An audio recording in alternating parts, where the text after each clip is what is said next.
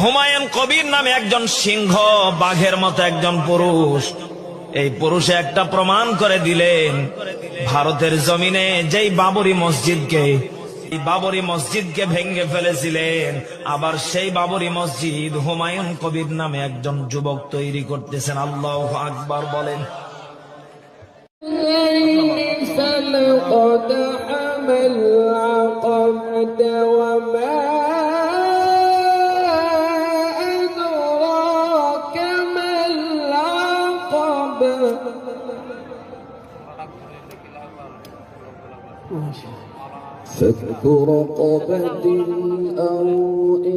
আজকে শুরু করছি পবিত্র বাবরি মসজিদের কাজ।